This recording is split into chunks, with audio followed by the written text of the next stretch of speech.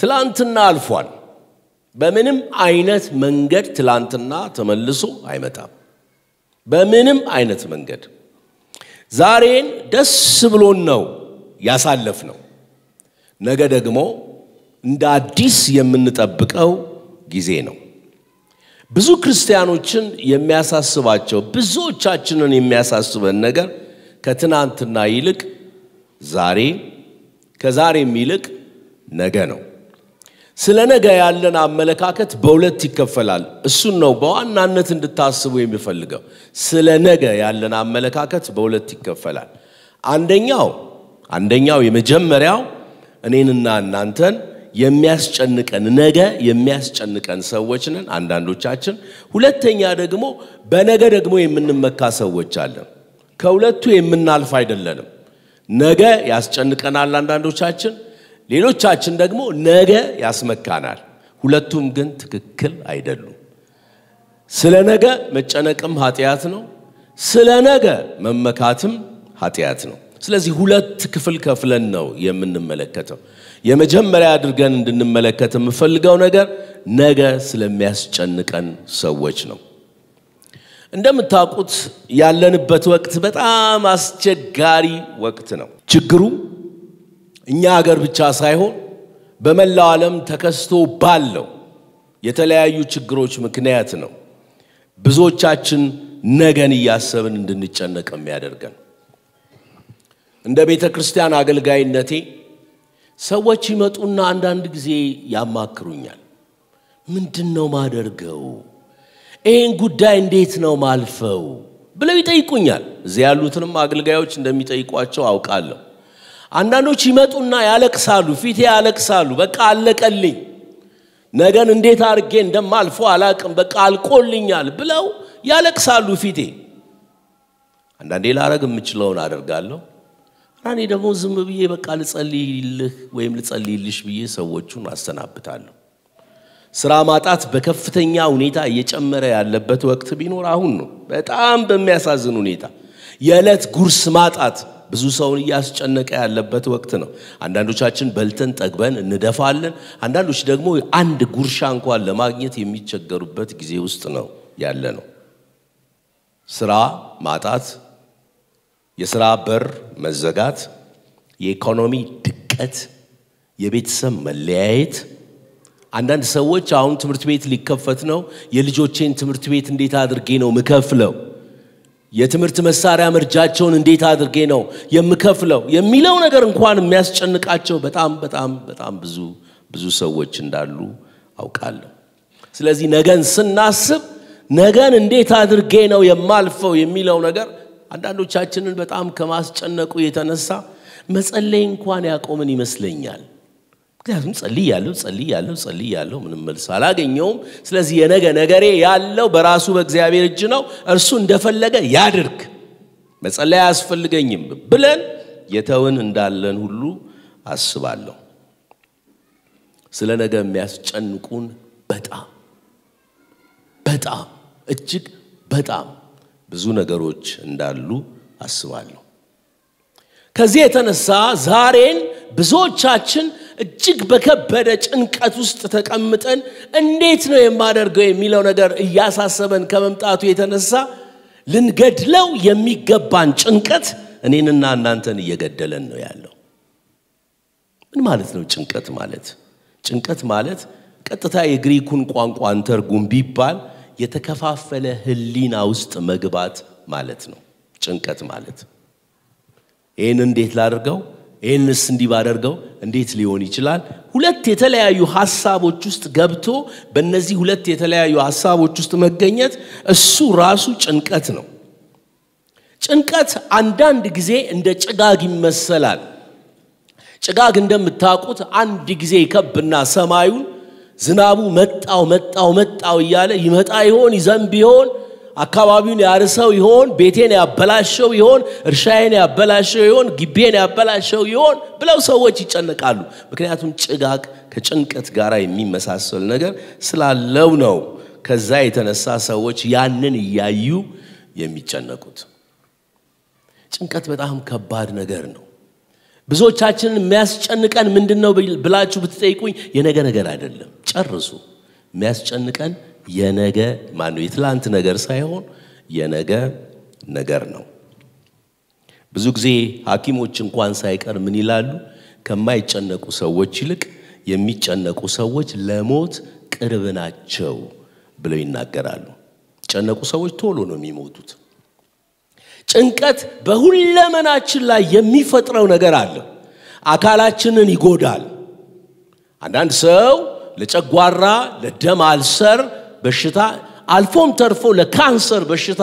ታልፎ የሚሰጠው ጭንቀትን በህይወት ውስጥ በጣም ከማብዛቱ የተነሳ ነው አካልን ይጎዳል ጭንቀት መንፈስን ይጎዳል ጭንቀት መንፈሳችንን ይጎዳዋል ማሰብ አንችልም መንፈሳችን በሚጎዳበት ጊዜ ማሰላሰል አንችልም ሁለመናችንን ይቆጣጠራል እኛ እናየው ነገር ግን ሁለመናችንን ይቆጣጠርና ከመጨነቃችን የተነሳ ከፍርሃታችን የተነሳ ልናደርግ ልንይዘው ልንጨብጠው የምንችለው ነገር ሁሉ እንድናጣ ያደርገናል ነፍስን ያስጨንቃል እዚህ ስፍራ ላይ በነፍሳችሁ ብሎ የሚናገረው ጭንቀት ነፍስን የሚጎዳ ነገር እንደሆነ መናገሩ ነው ጭንቀት በራሱ ኃጢያት ነው ጭንቀት እንዴት ኃጢያት ይሆናል ብላችሁ ብትጠይቁኝ ሰው በእግዚአብሔር ላይ መታመን አቅቶት ስለነገ ጉዳይ ብቻ የሚያስብ ከሆነ በእግዚአብሔር ላይ ያለው መተማመን ኮንፊደንስ ትረስት ወድቋል ከዚህ የተነሳ ምን ያደረገ ነው ያለው ያ ሰው እየተጨነቀ ነው ያለው ማለት ነው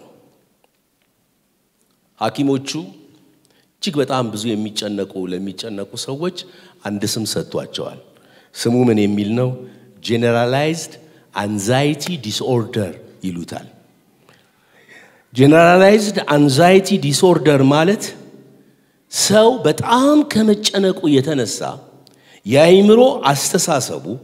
የአይምሮ አስተሳሰብ አሰራሩ የአይምሮ ውስጥ ሰው የሚያስበው ነገር በሙሉ ሚዛኑን ያዛባዋል ከዚህ የተነሳ እንደዚህ አይነት ሁኔታ ውስጥ ያሉ ሰዎች አንዳንዶች ጨርቃቸውን ጥለው ይሄዳሉ አንዳንዶች መናገር የማይችሉበት ደረጃ ላይ ይደርሳሉ አንዳንዶች ደግሞ ለአይምሮ ታማሚ ሆስፒታል ታልፈው እንዲሰጡ ያደርጋቸዋል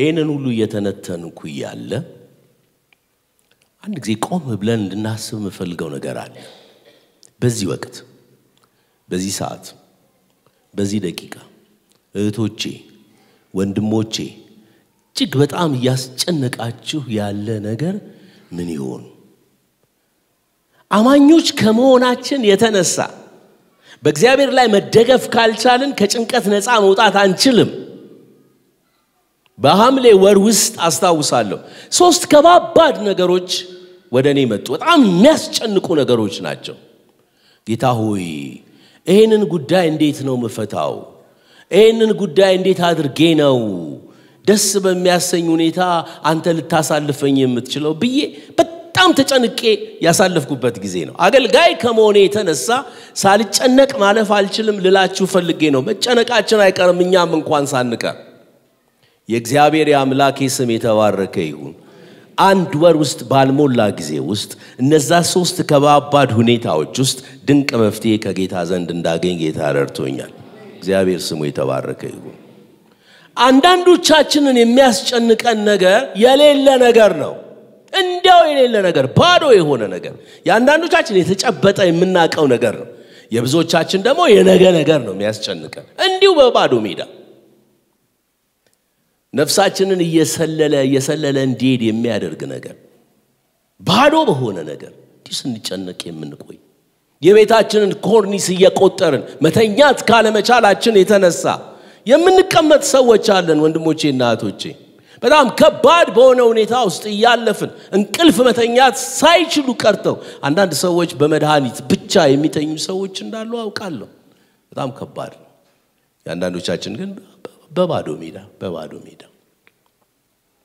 አሁን ከጌታ ጋራ የተሰበሰቡ በጌታ ያሳደጉኝ አንዳንዶቻችሁ የምታቋቸው በ92 ዓመታቸው ነው ወደ ጌታ ሄዱት ወንጌላዊ ኬዳሙ የሚባሉ ነበሩ በቤተክርስቲያናችን በጣም ትልቅ አገልጋይ ናቸው አንዴ ሲነግሩን ምን አሉ ገጠር ይያለው አንድ ሰው ወደ ቤቴ መጣ እና ወደ ቤቴ መጣና እንደዚህ አለኝ ኬዳሙ አሁን አንተ ብትሞት ሚስትህ ምን ትሆናለች ልጆችህ ምን ይሆናሉ አለኝ በኋላ ቡና አፈላውለት ቡና ጠጥቶ ሄደ እሱ ከሄደ በኋላ እሱ እኔ ውስጥ ያስገባው ነገር እርሱ ይድ እንጂ ከኔ ውስጥ ሊወጣ አልቻለም ቁጭ ብዬ አሁን በእውነት እኔ ብሞት ሚስቴ ምን ትሆናለች እኔ ብሞት ልጆቼ ምን ይሆናሉ እያልኩኝ 3 ወር ስጨነቅ ስፈራ ቆየዋሉ ቀጠሉና ምን አሉ በጣም የሚገርማችሁ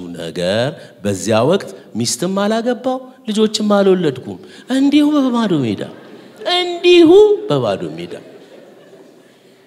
አናን ሰው እንደዛ ነው ምንም በባዶ ሜዳ ምንም በሌለበት ጉዳይ ላይ ቁጭ ብሎ ሲፈራና ሲጨነቅ ዘመኑን የሚጨርስ ሰው አለ የእግዚአብሔር ቃል ግን ምን እንደሚታቃላችሁ እግዚአብሔር የኃይል የፍቅር ራስን የመግዛት መንፈስ ሰጠን እንጂ የፍርሃትን መንፈስ አልሰጠንም የጭንቀትን መንፈስ አልሰጠንም ቀኝ እጃችሁን ከፍ አድርጉና የተሰጠኝ የኃይል መንፈስ ነው በሉ የተሰጠኝ የፍቅር መንፈስ ነው የተሰጠኝ ራስን የመግዛት መንፈስ ነው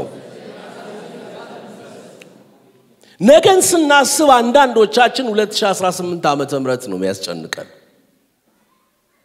ዲታርጌን 2018 ነው የማልፈው በጣም ብዙ ነገር እኮ አለ እንደ ያሪኮ ግንብ ከፊቴ ተቆሞ ተገትሮ አላንቀሳቀስ ያለኝ ነገር አለ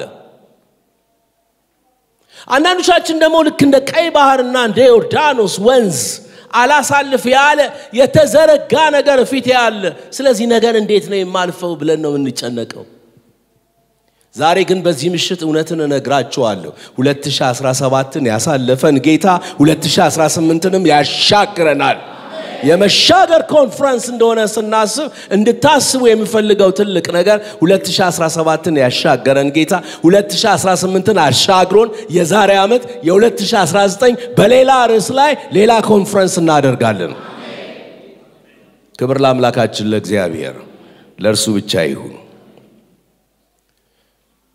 ስለሚያስጨንቃችሁ ነገር ይላል የእግዚአብሔር ቃል መፍትሄው በተመለከተ የሰማዩ አባታችሁ ያውቃል ነው የሚለው ማቴዎስ 6:12 እዚሁ ያነበብኩ 32 ላይ ግልጽ በሆነ መንገድ እኮ ነው የሚናገረው አትጨነቁ ይህንን ሁሉ አዛብ ይፈልጋሉ ካለ በኋላ ይህ ሁሉ እንዲያስፈልጋችሁ እናንተ አሁን አይምሮአችሁ ውስጥ የሚመላለሰው ነገር ምን እንደሆነ የሰማዩ አባታችሁ ያውቃልና ከእግዚአብሔር ዕውቀት በላይ የሆነ ነገር አለ የለም እግዚአብሔር አዋቂ ነው ካል ነገ በምንም አይነት ሁኔታ ውስጥ ያስጨንቀንም የነገ ጉዳይ ያሳስበንም እግዚአብሔር አዋቂ አይደለም ካልን ለእግዚአብሔር የምንሰጠው ስፍራና ቦታ ዝቅተኛ ከሆነ እግዚአብሔርን ችላ የምንለው ከሆነ በምንም አይነት መንገድ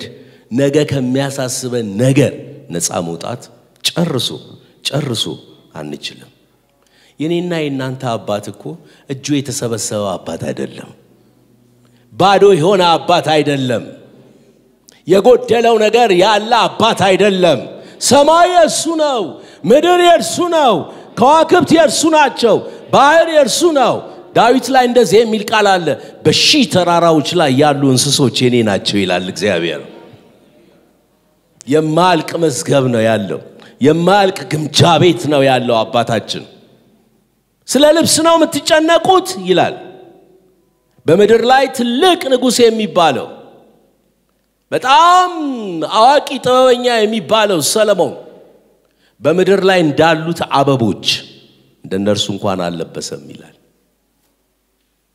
በመድር ላይ ያሉ አበቦች አይፈትሉም ይላል አይዘሩም አያጭዱም ምንም ነገር አያደርጉም እንዲሁ እግዚአብሔር ግን ባዶና ምድረበዳ የሆኑትን ስፍራዎች በአበባዎች ሞልቶ ላይን ደስ እንደሚያሰኙ እንደሚያደርጋቸው ሁሉ እግዚአብሔር አምላክ ደግሞ ለእናንተ የሚሆነው ነገር አውቆ ያደርገዋል ነው እኮ የሚለው ያደርገዋል ዛሬ ስለ ልብስ ላትጨነቁ ትችላላችሁ ሌላ ኒድ ሊኖራችሁ ይችላል የእግዚአብሔር ቃል የሚናገረው አምላኬ እንደ ባለጠግነቱ መጠን በክብር በክርስቶስ ኢየሱስ የምትፈልጉትን አይደለም የሚለው የሚያስፈልጋችሁን ነው የሚለው ሁለት የእንግሊዘኛ ቃሎች አሉ አንዱ want ነው ምን ፈልገው ማለት ነው ሁለተኛው need ነው እግዚአብሔር ለኔና ለናንተ የሚያስፈልገንን ኒዳችን የሆነውን ነገር ይሞላብናል የምንፈልገው ላይሆን ግን ይችላል ምን ይሁን ዛሬ በዚህ ሰዓት ወንድሞቼና እህቶቼ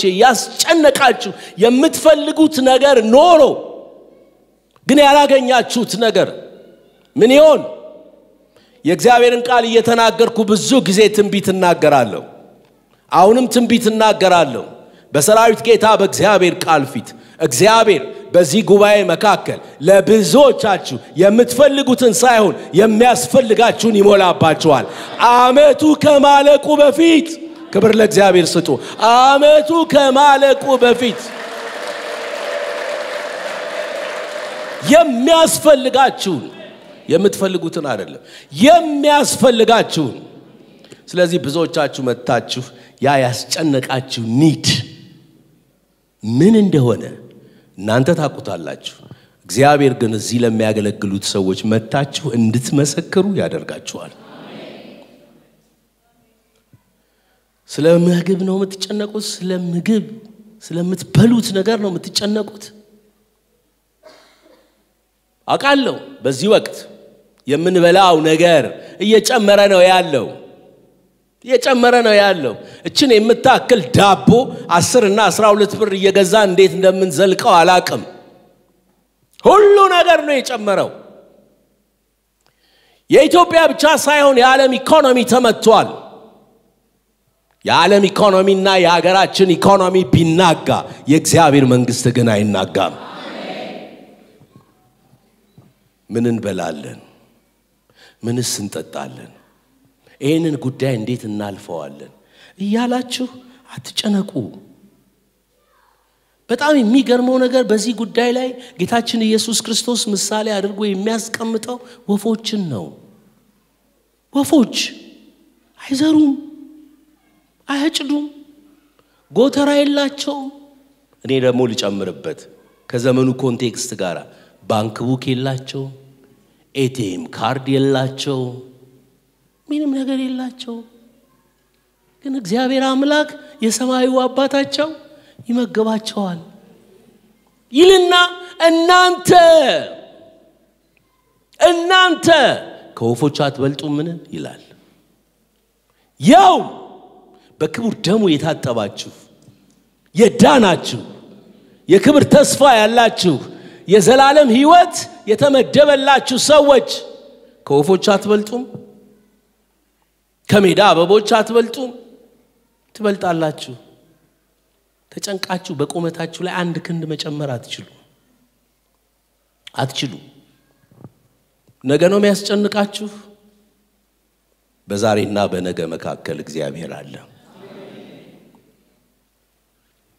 ወላይታ ክፍለ ሀገር ውስጥ ወረዳ ነበር የዛን ጊዜ የሚባለው አንድ ጠንቋይ ነበር ያካባቢው ደግሞ ባላባት ገዢ የነበረ ሰው ነበር እዛ ሀገር ውስጥ ሃይመሎ የሚባል ወንጌላዊ ነበር ሃይመሎ የሚባለው ወንጌላዊ በጣም ብዙዎችን ወደ ጌታ ያመጣ ወንጌላዊ ነው ሃይመሎ በጠንቋዩና በባላባቱ ትብብር ተይዞ ወህኒ ቤት ተጣለ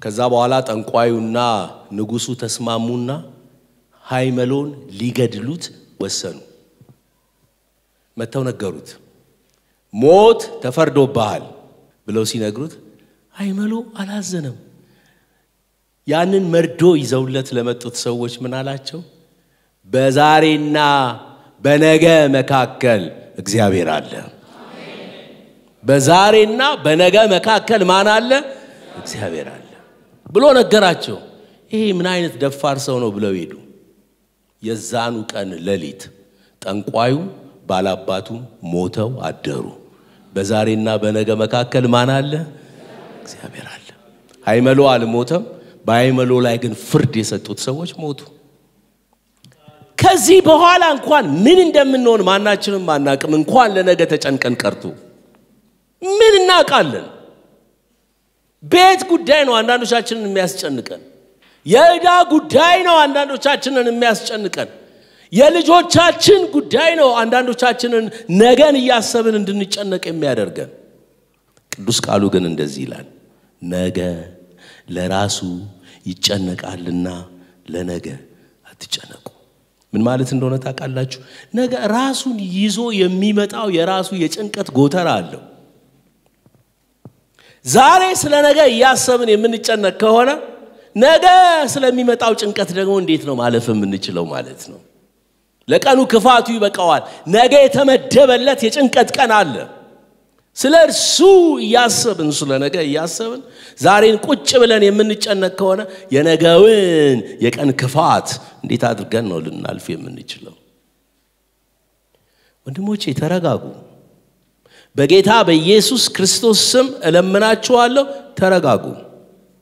አንዳንዶቻችሁ እግዚአብሔር ያላችሁም አይመስላችሁም ወይም አምላክ በእናንተ ዘንድ እንዳለ የምታሳዩ ሰዎች አይደላችሁ። የማምኑ ሰዎች እያዩአችሁ ምን ይሻላል ነገር እንዴት አልፋለሁ ምን ይሻላል? ኢየሱስ ይሻላል። ነገን የሚቆጣጠረው ጌታ እርሱ ይሻላል። እርሱ በቂ ነው፣ ለሁሉ ነገር በቂ ነው። የሚያስጨንቃችሁን ሁሉ በእርሱ ላይ ጣሉት። እርሱ በጣም እኮ የሚገርም ቃል ነው። አንደኛ ጴጥሮስ 5:7 ላይ ያለው ቃል እርሱ ስለ እናንተ ያስባልና። አንዳንዶቻችን እኮ ሚስቶቻችን ለኛ በጣም የሚያስቡልን ይመስላል። ባሎቻችን ለኛ በጣም የሚያስቡልን ይመስለናል። ጓደኞቻችን ለኛ በጣም የሚያስቡልን ይመስለናል። አገልጋዮቻችን ለኛ በጣም የሚያስቡልን ይመስላል። አዎ ሊያስቡልን ይችላሉ። እግዚአብሔር ግን ለኛ የሚያስብልንን የሚያክል ሐሳብ ማንም ሊያስብልን አይችልም። እኛ ቤተሰብ ውስጥ 5 ነን። እሁድ ሁሉ ጊዜ አባቴ ልጆች ሆነን ሰብሰብ ብለን ምሳ ተራቁተን ስንበላ ያይና ልጆቼ ይለናል፣ ብሉ እኔ ክንዴን እስክንተራስ ድረስ ብሉ ይለናል።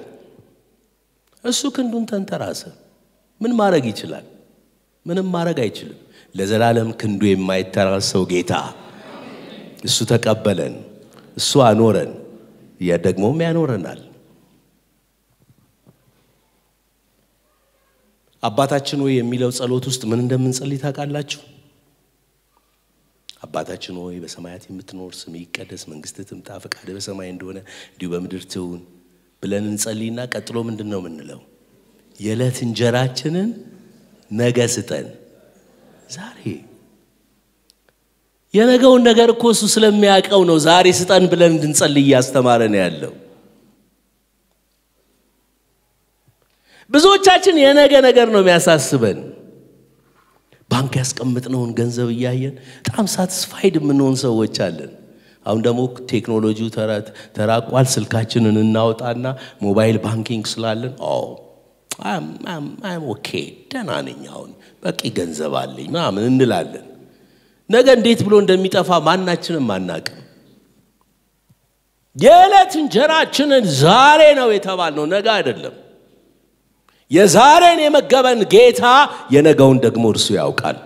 ስስታሞች ስለሆንን ብዙዎቻችን መሰብሰብ ማከማቸት ነው ምን ፈልገው። ለምን? ነገ ስለሚያስጨንቅ፣ ነገን እንዴት አልፈዋለሁ ስለምንል።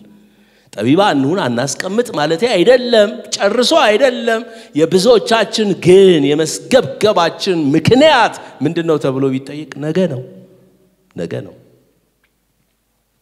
ታስታውሳላችሁ በምድረ በዳ እስራኤላውያን ሲሄዱ እግዚአብሔር መና ሰጣቸው። መና ማለት የስሙ ትርጉም ምንድነው ማለት ነው። እግዚአብሔር ከሰማይ መናን ሲሰጣቸው የእስራኤል ሰዎች መጀመሪያ የጠየቁት ጥያቄ መና ምንድነው እያሉ ነው የሰበሰቡት። ሙሴ ከዛ በኋላ ሊያደርጉ የሚገባቸውን ነገር ነገራቸው። ከሰጣቸው ትእዛዝ መሃል አንዱ ምን እንደሆነ ታውቃላችሁ? ለዛሬ ብቻ አከማቹ፣ ለዛሬ ብቻ የሚሆናችሁን ሰብስቡ ነው ያላቸው። አንዳንዱ ስግብግብ የሆነ ነገ እያለ በቤቱ ማከማቸት ጀመረ። ምን ሆነ? መናው ተላ፣ በሰበሰ። የተሰጣቸው ለዛሬ ነው የተሰጣቸው ለነገ አይደለም እጅግ በጣም አርጌ የምወዳችሁ ወንድሞቼና እህቶቼ ስሙኝ እባካችሁ ነገን እያሰባችሁ አትጨነቁ ትካዜ ውስጥ አትግቡ የእግዚአብሔር ቃል ትካዜን በእግዚአብሔር ላይ ጣል እርሱም ምን ያረጋል ያነሳል ያድናል ይፈውሳል ማርቲን ሉተር ኪንግ የሚባል ከፍተኛ የሆነ ንቅናቄ ያደርግ የነበረ ሰው ነበር ማርቲን ሉተር ኪንግ ምናልባት ነብይ አይተው እንደሆነ አላቀም እኔ ቤቱ ሄጄ ለመጎብኘት ችያለሁ አትላንታ ነበር ቤቱ የነበረው በተለይ በጥቁሮች ንቅናቄ ላይ ከፍተኛ አስተዋጽኦ ያደረገ ሰው ነው በአመት አንድ ቀን የእርሱ ቀን እንዲከበር የአሜሪካን ሕገ መንግስት ወስኗል የማርቲን ሉተር ኪንግ ማን እንደገደለው አልታወቀም ግን በነጮች በጥቁሮች መገፋት ምክንያት ትልቅ ንቅናቄ ያደረገ ሰው ነው ማርቲን ሉተር ኪንግ አንድ ቀን በቤት ሳሎን ቁጭ ብሎ ይያለ ባለቤቱ ጥቁር በጥቁር የሆነ ልብስ ለብሳ ለመውጣት ወደ በሩ ስትሄድ አያትና የት ልትሄጂ ነው አላት ማርቲን ሉተር ኪንግ ለቅሶ ልሄድ ነው አለችው ማን ሞተ ብሎ ጠየቃት እግዚአብሔር ሞቶ እሱን ለመቅበር ለቅሶ ይሄድኩ ነው አለችው በእግዚአብሔር ጉዳይ ቀልድ አላቀም ምን ማለትሽ ነው እንደሱ የምትይው እግዚአብሔር ሞቷል ስቲ ምን ማለትሽ ነው ብሎ ማርቲን ሉተር ኪንግ ሚስቱን ተቆጣት ቆም አለችና ስማ ሰሞኑን እኮ ያለህበት ሁኔታ እግዚአብሔር እንደሞተ የሚያስመስል ሁኔታ ውስጥ ነው ያለው የድሮ ማርቲን ሉተር ኪንግ አይደለም ስለዚህ እግዚአብሔር ቢሞትብህ ነው እንደዚህ የሆንከው ብዬ ነው ለቅሶ ለመድረስ የሚሄደው አለችው በንግግሯ በጣም ልቡ ተነክቶ በእውነት ልቡም ወደ እግዚአብሔር ተመልሶ እርሷንም ይቅርታ ጠይቋት እንደገና በእምነት መንቀሳቀስ እንደጀመረ ታሪኩን አንብቤያለሁ ልክ ነው አይደለም ያንዳንዶቻችን ሁኔታ እኮ እግዚአብሔር የሞተ ነው እኮ የሚያስመስልብን ባጠገባችን ያሉ የማያምኑ ሰዎች እያዩን አንቺ ጌታ አለኝ ትይ አይደለም እንዴ እግዚአብሔር አለኝ ትይ ያልሽ አይደለም እንዴ ጌታ አለኝ ትል አይደለም እንዴ የታለ ታዲያ አንተ ጌታ የሚሉን እኛ እየሰራነው ካለነው ኃጢአት የተነሳ ነው ያም ኃጢአት ምንድነው በእግዚአብሔር ላይ ባለመታመን ምክንያት የምናሳየው የጭንቀት እርምጃ ነው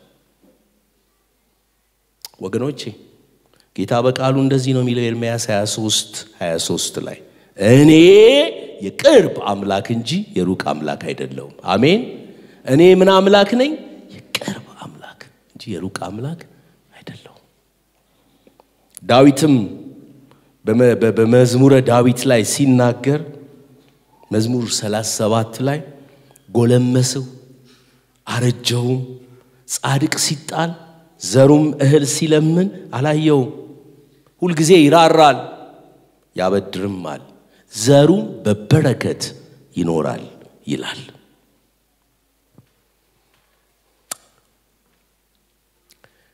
የተወደዳችሁ ነገ የሚያስጨንቃችሁ ሰዎች ነገ በጭንቀት ውስጥ ያለፋችሁ ዛሬ በጭንቀት ውስጥ ያለፋችሁ ነገ ያሳሰባችሁ ስጋት ውስጥ የገባችሁ ሰዎች ከልቤ ነግራችኋለሁ ተጽናኑ ነገ መልካም ይሆናል ሁለተኛው ነጥብ ትንሽ ብቻ ነካ አርጌ ልለፍ የመጀመሪያው ነጥብ ነገ የሚያስጨንቀን ሰዎች ነን ሁለተኛዎቹ ሰዎች ደግሞ በነገ የምንመካ ሰዎች ነን ነገ በጣም የሚያስመካን ሰዎች ነን ያዕቆብ ምዕራፍ 4 ከ34 እስከ 37 ድረስ ያለውን ክፍል አነባለሁ አሁንም ዛሬ ወይም ነገ የምትለዋን ቃል አትርሱ የመልእክቴ ዋና ርዕስ ስለሆነች አሁንም ዛሬ ወይም ነገ ወደዚህ ከተማ እንሄዳለን በዚያም ዓመት እንኖራለን እንነግድማለን እናተርፍማለን የምትሉ እናንተ ተመልከቱ ነገ የሚሆነውን አታውቁምና ሕይወታችሁ ምንድር ነው ጥቂት ጊዜ ታይቶ ኋላ እንደሚጠፋ እንፋሎት ናችሁና በዚህ ፈንታ ጌታ ቢፈቅድ ብንኖርም ይህንን ወይም ያን እናደርጋለን ማለት ይገባችኋል። አሁን ግን በትዕቢታችሁ ትመካላችሁ። እንደዚህ ያለ ትምክህት ሁሉ ክፉ ነው። እንግዲህ በጎ ለማድረግ አውቆ ለማይሰራው ኃጢአት ነው ይላል። ብዙ ጊዜ በነገ ነገር ላይ የሚመኩ ሰዎች ማን ናቸው ተብሎ ሲጠየቅ ሀብት ያላቸው ሰዎች ናቸው። ስለ ነገ እቅዳቸው በትምክህት እየተነጋገሩ የሚኖሩ ሰዎች ናቸው። አሁን ይሄን ያህል ሀብት አለኝ፣ ይሄን ያህል ገንዘብ አለኝ፣ ይሄንን ገንዘብ ነገ ወስጄ ቸረችረዋለሁ፣ አተርፋለሁ፣ ከዛ በኋላ ስራዬን አስፋፋለሁ፣ ከዛ የታወቀው ቱጃር ሆናለሁ፣ ባለጸጋ ሆናለሁ ብለው ነገን ያሰቡ የሚመኩ ሰዎች ናቸው።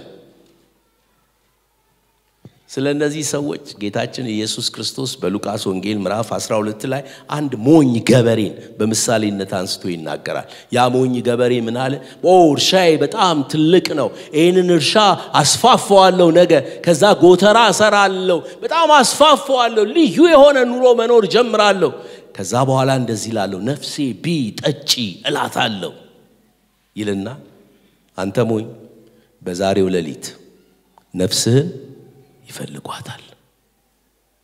ሞኙ ገበሬና ያዕቆብ 4 ላይ የምናያቸው ነጋዴዎች ባለሀብቶች ነገ የሚያስመካቸው ሰዎች ናቸው። ግን አንድ ነገር አልተረዱም። ሕይወት አለ መጽሐፉ እንፋሎት ናት። ዛሬ ታይቶ ነገ እንደሚጠፋ እንፋሎት ናት። በነገ ነገራችን መመካት አንችልም ይለናል። እውነት እኮ ነው ወገኖች። ሲቆም ብለን እናስብ። ሕይወት እኮ እንፋሎት ናት። እንፋሎት ማለት አሁን ታይቶ የሚጠፋ ነገር ማለት ነው። ሕይወት ጤዛ ናት። አሁን ይታያል፣ ከጥቂት ጊዜ በኋላ ግን የለም። የብዙዎቻችን ሕይወት እንደዛ ናት። ስንት ሰው ነው በዚህ ምድር ላይ ሲኖር በጣም ስለ ነገ ነገር እየተመካ ባለው ሀብት እየተመካ ባለው ኑሮ እየተመካ ነገን ባለማሰብ ምክንያት ዛሬ ጭልጥ ብሎ ይሄደ ስንት ሰው ነው ያለው?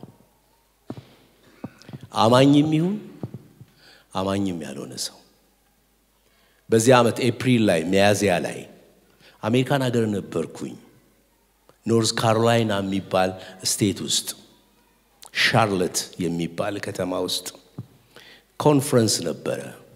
አገልግዬ ጨርሼ ወደሚቀጥለው ከተማ ከመሄዴ በፊት አንድ ወንድም ለምን ዛሬ እኔ አልጋብዝህም ምሳ ብሎኝ ካረፍኩበት ቤት ይዞኝ መጣ። ይዞኝ ሄደ። አሪፍ ቆንጆ ምሳ ጋበዘኝ። ደግሞ ብዙ ነገር ተጨዋወትን። የረጅም ጊዜ ሙቅና አልነበረንም።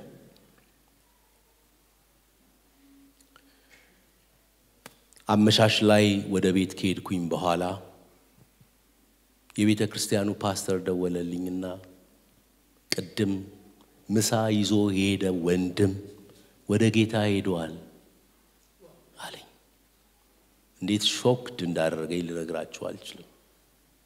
ምን ነው ባላገኘሁት ነው ያልኩት። ስንት ነገር ተጫውተን ስንት ነገር አውርተን በአንድ ጊዜ ልጆቹ መኪና ተበላሽቶባቸው ይጠሩታል። ለነርሱ የሚሆነው ባትሪ ገዝቶ የተቀጣጠሩበት ቦታ ከቆመ በኋላ ባትሪውን ለማውጣት ልክ ከመኪናው ሲወጣ አንድ በጣም በፍጥነት የሚሄድ መኪና ለካ ከኋላ ነው የመታው። በዛ ነው ህይወቱ ያለፈው። በጣም በከተማው ላይ ትልቅ አዘን ነበር። ደግሞ የተወደደ ወንድም ነው። በጌታ በመሆናችን ምክንያት ለአንዳንድ ሰው የሚመስለን ጻድቅ ሰው እየጸለየ የሚሄድ ከሆነ ነው። እንደሱ ነው የምናስበው አይደል? በአደጋ ምክንያት የሚሞተውን ሰው ግን እንደ ኃጢአተኛም አድርገን የምንቆጥርበት ጊዜ አለ። ነው አይደለም? በአንድም ይሁን በሌላ መንገድ ጌታ ወደ ዘላለሙ ቤቱ ሊወስደን ይችላል። አንድ ነገር ግን እንድታስቡ የምፈልገው ነገር ህይወትም ፋሎት ናት። ነገ ምን እንደምን ሆነ አናውቅም። አንድ ቀን እሞታለሁ አትፍሩ። አንዳንድ ሰው ስለሞት ሲነገር ይፈራል። በጌታ ሆኖ ይፈራል። በጣም እኮ የሚገርም ነገር ነው እኔ እሞታለሁ አንድ ቀን እናንተ ደግሞ በጣም ጥሩ ሰዎች ስለሆናችሁ ልትቀብሩኝ ትመጣላችሁ ቤቴ ሩቅም ስላልሆነ አይደል አይ ቃል ግቡልኝ አልልም መቼም መምጣታችሁ አይቀርም በወሬ ሰምታችሁ መምጣታችሁ አይቀርም ሰፈሬ ከደረሳችሁ በኋላ እዛ አካባቢ ቤቱ ከጠፋችሁ ሰዎች ታገኙና ያዘቀዘቁ ሰዎች ታገኙና እንዲህ ብላችሁ ነው የምትጠይቁት ሽፈራው ከቤት ወጣ ነው የምትሉት ወይስ አስከሬን ከቤት ወጣ ነው አስከሬን ከቤት ወጣ ነው የምትሉት ሽፈራው ያሰኘው ነፍሱ ከስጋው ጋር ስትለያይ ነፍሱ ወደ አባቱ አይዳለች ስጋው ደግሞ ወደ አፈር ነው የሚሄደው ታቃላችሁ ሰው ስጋና ነፍሱ ከተለያየ በኋላ ሰው አይደለም አስከሬን ነው በሶስተኛው ቀን አይኑ ይጠፋል ይወጣል ያ የሚያምር አይን አንዳንዶቻችሁን ሳያችሁ አይናችሁ እንዴት ያምራል በቃ ከ3 ቀን በኋላ የለም ከወራት በኋላ ይሄ ሆዳችሁ ውስጥ ወድቃችሁ ውስጥ ያለው አንጀታችሁ ሳምባችሁ ኩላሊታችሁ ምናምናችሁ ሁሉ ባገኘው ቀዳዳ ይወጣል በአፊውም ወይም በሌላ መንገድ ይወጣል አጥንት ነው የሚቀረው ምንም የሚቀር ነገር የለም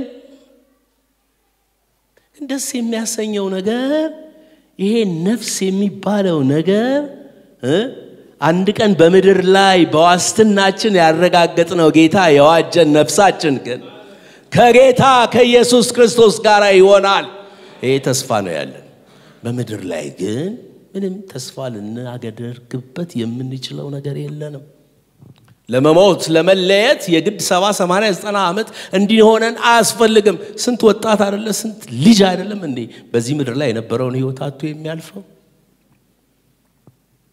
ህይወታችሁ ዛሬ ታይቶ ነው የሚለው ነገ እንደሚጠፋ እንፋሎት ናችሁ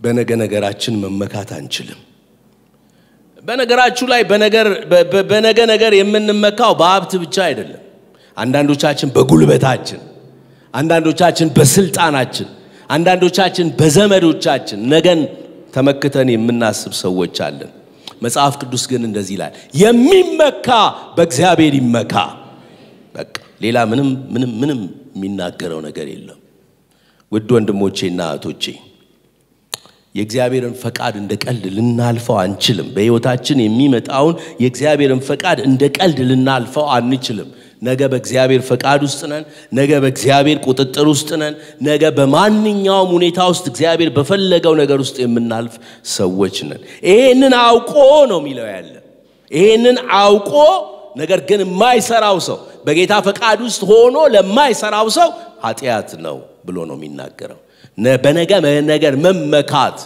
ጌታ ቢፈቅድ ወይም ብንኖርም ሳንል በነገ ነገር መመካት ኃጢአት ነው በነገ ነገር መጨነቅም ኃጢአት ነው ሁለቱም ሰዎች እዚህ ጉባኤ መካከል አለን ነገ የሚያስጨንቀን ወይንም ደግሞ ነገ የሚያስመካን ሰዎች አለን ከሁለቱ የትኛዎቹ ነን ሁለቱንም ነገሮች እግዚአብሔር አይወዳቸውም ኃጢአቶች ናቸው ነገር ግን እግዚአብሔር ደስ የሚለው አይኖቻችንን በጌታ ላይ ብቻ አድርገን ተስፋ አድርገን ነገ መልካም ይሆናል ብለን በእርሱ ላይ ተጽናንተን ማለፍ ብቻ ነው በሁኔታዎች ውስጥ ስናልፍ የሚያግዘን የሚረዳን እርሱ ብቻ ነው ሁለተኛ ነገሥት 7 ላይ አንድ ታሪክ ታስታውሳላችሁ በሰማሪያ ከተማ ውስጥ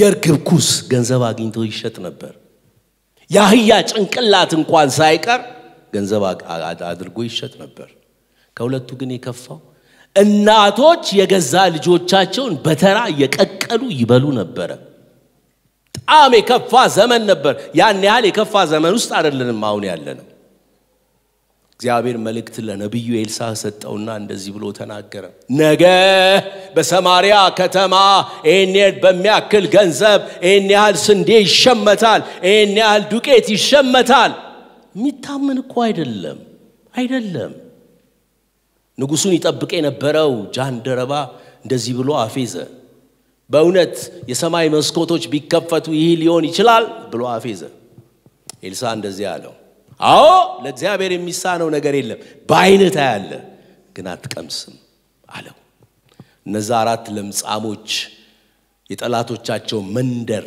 ከወረሱ በኋላ ነው እግዚአብሔር እነዛን ጠላቶቻቸውን ከበተነ በኋላ እንደ ቃሉ መሰረት የሰራዊት ጌታ እግዚአብሔር በሰማሪያ ከተማ ውስጥ ኩስና አህያ ጭንቅላት የሰው ልጅን ከመብላት ባለፈ መንገድ ዱቄትና ስንዴ በሉት እግዚአብሔር ነገን በሰራው አስደናቂ ስራ ነው ተጽናኑ ነገ መልካም ይሆናል